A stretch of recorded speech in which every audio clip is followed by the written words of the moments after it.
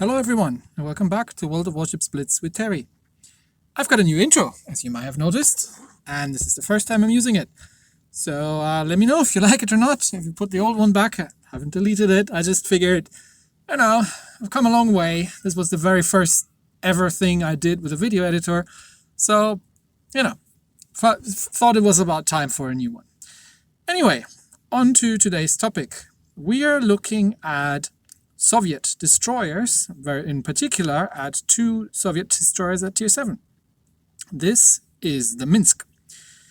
The Minsk is the Tech Tree destroyer, and she is actually, even though she's listed as Minsk class here, a Leningrad class destroyer. So the Minsk is the one from the Tech Tree. The Leningrad is the premium one, also Tier 7, also Soviet destroyers. I haven't done a review on either of these ships, I think. So let's go through the specifics of both of them, and then we can compare and see how they match up and if the premium is in any way worth it. So Soviet destroyers, what do we got? Historically, these were destroyer leaders. So at the time, the regular destroyers didn't have all the equipment necessary to coordinate with each other and to make decisions as a flotilla. So you usually had a flotilla leader, which was larger because it had to carry around a senior officer and his entourage and the communications equipment and everything that was necessary to organize a flotilla of destroyers. So these are destroyer leaders. They're the first destroyers made by the Soviet Union post-revolution, and they were copies or inspired by French destroyer leaders. So these the Leningrad was the Leningrad class lead ship, and the Minsk came in a later batch and was a slight bit bigger than the Leningrad, but otherwise pretty much identical. So what do we got? We've got 16,000 hit points, which is it's a decent amount on the Minsk, and we've got about 400 hit points less on the Leningrad. In terms of maneuverability, the Minsk wins out. She does 39 knots in my setup and has a 3.5 second turn time, whereas the Leningrad only does 38 knots and has a 3.8 second turn time. So the Minsk is ever so slightly more faster and more maneuverable. In terms of guns, the two are absolutely identical. They both have, even though they have slightly different designations, they both have the very, very effective Soviet 130mm guns. They have 5 of them with a 5-second reload. The turret traverse is actually not terrible on both of them with 18 degrees per second, which is much better than in previous ships. And they do a very, very good high explosive damage. The torpedo tubes on the two ships, here's one of the main differences. The Minsk has the typical Soviet torpedoes with 4.5 kilometer range. They are quite quick and do 3,500 damage, and she has 2 quad launchers with a 44.8 second reload, which is also quite fast, but only 4.5 kilometer range, so you gotta get up close to fire your torpedoes. The Leningrad has 533mm torpedoes with a 6 kilometer range, which is for a Soviet ship very long. She has a longer range than the Tier 10 Soviet destroyer, the Khabarovsk, with her torpedoes. In return, they do less damage, and they're quite a bit slower. They only do 61 knots, and they have a slightly slower reload as well, with 49 seconds versus the 44 seconds on the Minsk. In terms of anti-aircraft, the Leningrad has a small amount of large caliber anti-air damage, whereas the Minsk only has the small caliber AA damage. So the Minsk has actually less AA power than the Leningrad. Lastly, on surface detection, the Minsk has 5.48 kilometers and the Leningrad has 5.64 kilometers. So the Leningrad has ever so slightly worse concealment, but she can just about stealth fire. The problem is she's so fast that most of the time you can't slow down quickly enough that you're not running into detection range. So these two are very similar. The big difference is in the torpedoes. You get the additional 1.5 kilometer range on the Leningrad. The other big difference is when we look into the armory. So the Minsk has 2 ship skills, the engine accelerator, and she's got a rapid reload for the guns, which makes them reload quicker, because these are gunboat destroyers. The Leningrad, on the other hand, gets the engine accelerator 2, but she only gets two charges on the consumable, but she gets a smoke generator. So this makes for a very, very different play style with the Leningrad, because you do get the smoke, you do get the engine accelerator. In terms of equipment, I've set up both ships the same way. My first slot is the main battery traverse, because I am in a destroyer and I need to get my main batteries on target. The second slot goes into the steering gear mod, because they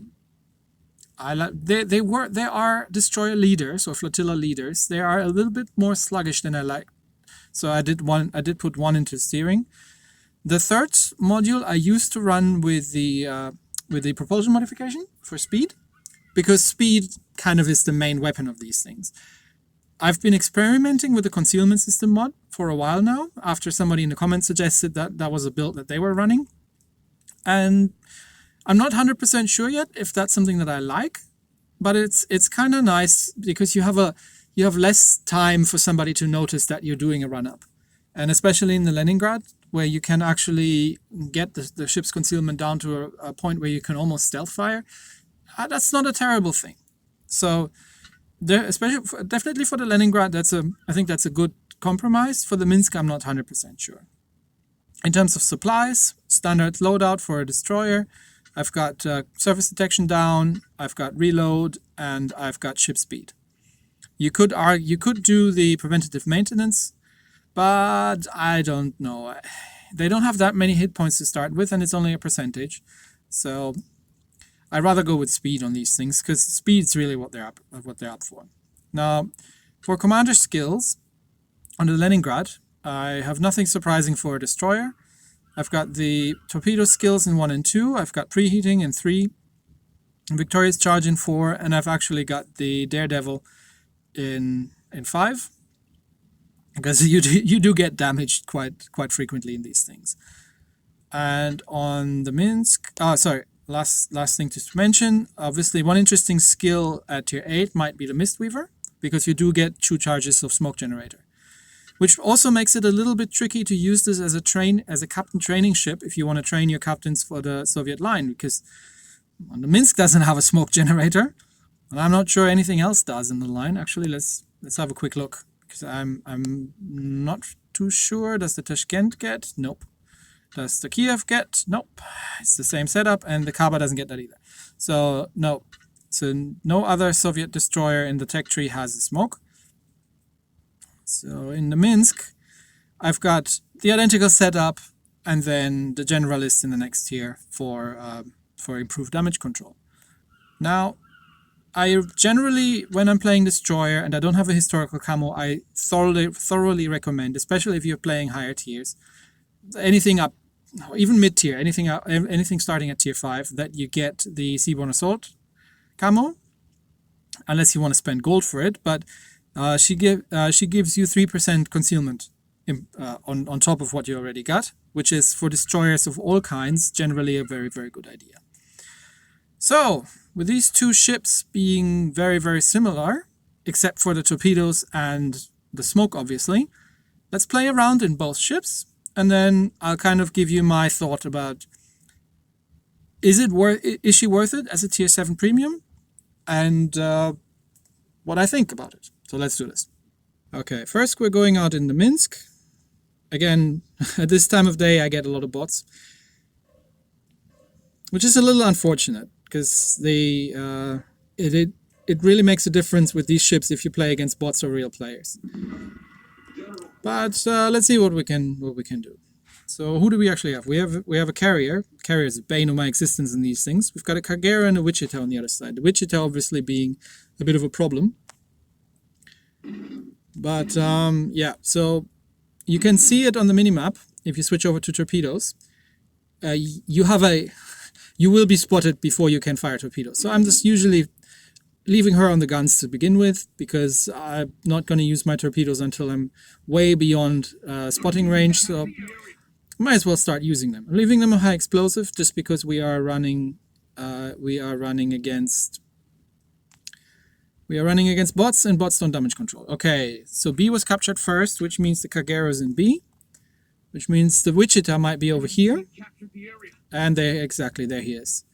Now we need that guy dead, which means we're gonna start a run and see if we can use this as concealment, this little island here. And can we get torps away against the Wichita? Wichita doesn't come around, so torps against the Miyoko it is.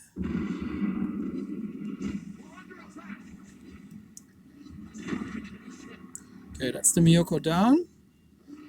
Now obviously the Wichita is chasing us, so we need to see that we get out of here as quickly as we possibly can, because that is a very dangerous American destroyer, American cruiser.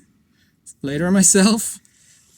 Okay, so we open up the distance because we have zero support over here. I think we've done all we could, so let's stop firing our guns and see if we can get out of detection. Now we're too close to the Colorado, so might as well keep shooting there. Okay, see if we can set him on fire while we keep wiggling the ship around, dodging shots from everywhere. Okay, there's one fire. So see, this is what you can do while your torpedoes are reloading. You can actually set ships on fire pretty well with these guns. So if this was a real player, he would have damage control at this point.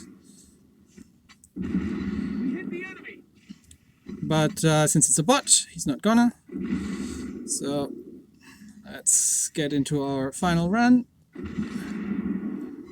and get some torpedoes out against her. Okay, that's that thing dead. And we need to get our engine booster and get out of here because this guy's got really hot. We've still got two torpedo hits against that Colorado. Unfortunately, no flood, so that would have been a perma-flood. But the Wichita might eat some as well. Or did they run out of steam? They might have run out of steam, yes. Okay, heal and run away. Ow, ow, ow, ow, ow. Not good, not good. Okay, I'm going to need to hide from this Colorado. And let him find something else to shoot at. Okay, the Wichita has been holding that point pretty well, but let's see if we can ambush the Colorado from here. Is he coming around this way?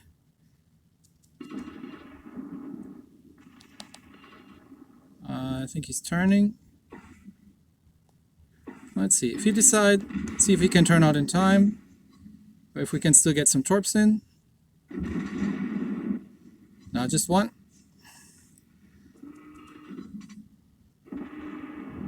Well, let's try to get the cap circle back. And can somebody else deal with the Colorado? Oh, the Colorado's almost dead. Okay. That should be it. Yeah, it's done. Good job, Bismarck. That leaves the carrier and the Wichita. Now, I'm not sure I want to mess with the Wichita. Not on low health as I am. I'll leave that to the Bismarck. He should be perfectly capable of dealing with that thing. What I would like to do is get my hands on the carrier. The problem is I'm spotted. So we have to stay out of detection range of that Wichita, who is hiding somewhere behind that island, which suits me well. Where's the carrier? Okay, you see where the planes are starting. I don't think I can make it in time to the carrier. Okay, let's use our last heal. We've done almost 60,000 damage. That's not terrible. Let's see if we can get some fire out on the Wichita before the battle ends, because we're not going to make it to the carrier in time. Now he's doing the right thing. He's being chased by a Bismarck. Obviously, the battle is lost for him, and he knows that. But he's being chased by a Bismarck. So he's trying to open up the distance as much as he can and use his high explosive to set the Bismarck on fire and try to burn her down, because that's really the only thing he can do. Now, I'm not sure I can actually still make it in gun range of that thing, because he's steaming, he's going full steam away. I might just be able not. Can we still get some shots out on you? Our team is about to win. No, too far. Yeah, there we go. Okay. We get some hits still. Nope. Come on, 3, 2, 1. Yeah, we go. Some damage still. Okay, so that's the Minsk. Obviously, if these players weren't all bots and weren't really paying attention, that's not really, that's a move you may not have been able to pull off. The bots get easily distracted, but this is a way you can play this ship, right? You're very fast, you're very aggressive, you use islands, you use ambushes, and your torpedo reload is relatively quick. The ship is relatively sturdy, so as long as you don't hang around and give broadside to cruisers or battleships at close range, then you're mostly fine. And she has fierce guns that you can use while your torpedoes are on reload. So all in all, she is harder to play than the Gnevny. So I really enjoyed the Gnevny. And well done to the Bismarck, by the way. I would have played Bismarck over Minsk as well, but we were bottom tier, right? I mean, not terrible. We managed to evade being chased down by a Wichita. So I did enjoy the Gnevny very much on tier 6. The Minsk, she's a very mixed bag for me. She can work well, like in this game just now, if you manage to get behind enemy lines, if you manage to use islands to your advantage, if you get some good ambushes gun, and she can totally fail you if you get focused and people are paying attention. Then they can make, especially carriers, can make your life very, very short. So that was the Minsk. Now let's switch over to the Leningrad. Keep in mind, slightly different setup. We have a smoke and we have longer range torpedoes. So let's do this. Okay, carrier again, bottom tier. We've got Amagi, Nagato, Mogami, Mayan, and Akatsuki. Okay, Mogami we've got to be careful with, obviously. Very, very dangerous tier 8 premium Japanese. And we're playing Bay of Storms, so the DDs are going to be expected to cluster around, well, the little island in the middle, really. What did we have? 2 DDs. So with our luck, the Mogami is going to be on this side, of course. What I'm going to try is to actually go wide and use my speed to get a bit of an angle before the carriers go scouting, because they're bot carriers. They don't scout by themselves. You need to actually spot something for them before they start sending out their planes. Okay, that's the 2 BBs down. So there's number 1.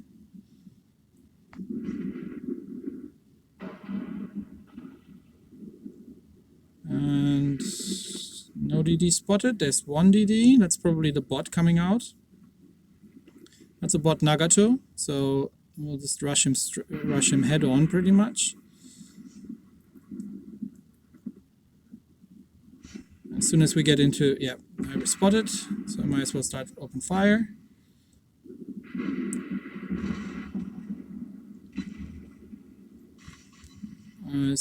Oh no, that's the bot Akatsuki, okay. And we use our first smoke.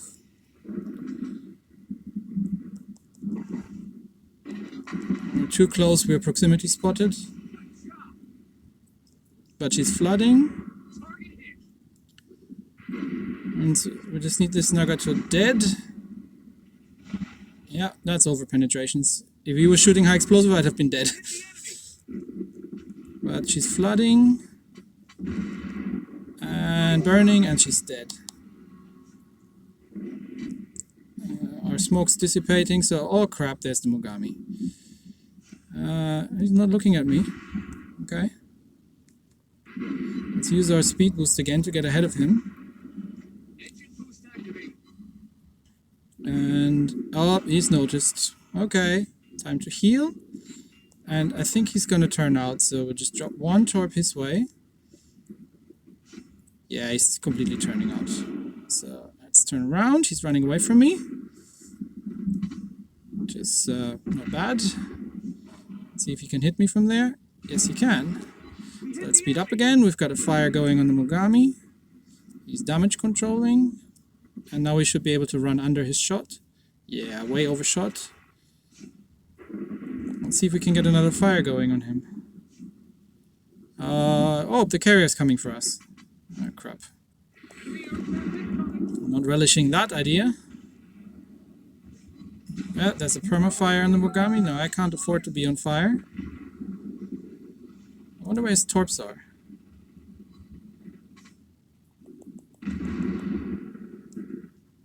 Okay. Can we get another fire? He should overshoot again. Yeah. It's really hard to judge, especially with a destroyer this quick, how fast you're going when you're going straight for somebody. Let's push the cap. Oh, is he ranged in? Yes, he's ranged in. So let's just stop here.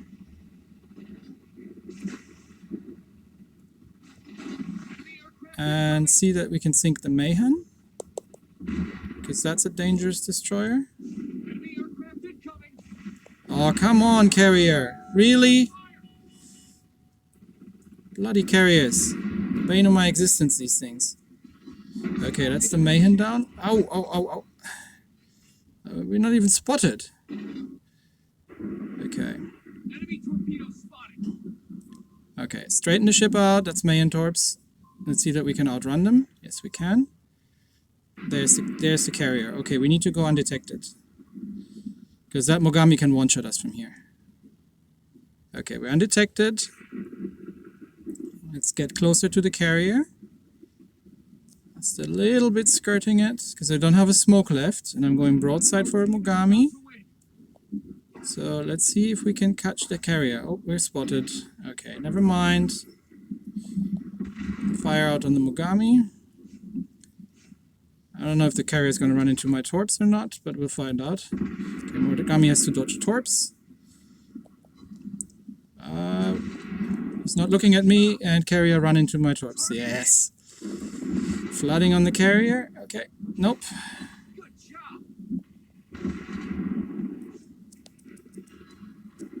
Okay, Mogami is shooting at someone else. We need to open up the distance in case... Oh, there comes the carrier again.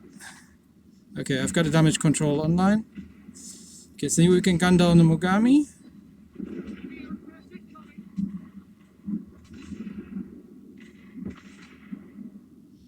Oh, they got him.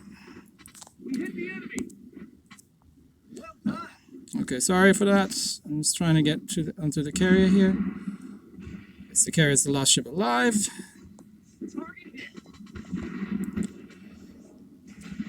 You can have that kill, because no, actually, no, you got the previous one. No mercy. Yeah, you're not gonna get torps in. I'm a gunboat destroyer. I can sink this thing. There we go. Okay, good job, everybody. Whew. We did manage to persist against the Mogami. Well, that was lucky. Yeah. She plays very differently. She very much doesn't play like a Soviet destroyer.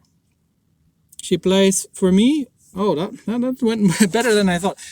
This is not usual for me, especially bottom tier. I don't often get that lucky. So more often than not, yeah, you see how much damage the Mogami did, no? More often than not, I end up with like 30,000 damage and being killed halfway through the battle in this thing. She plays much more like an American destroyer. She plays a bit like The Sims, really. But I don't know. I kind of like this. The Sims has one less gun and the slightly smaller caliber, but she's got better torpedoes. And personally, I love The Sims. The Sims is more maneuverable than this thing. The Sims is a bit smaller than this thing, I think, as well. So she kind of plays like a bit like a tuned down Sims. Now, how does she compare to the Minsk?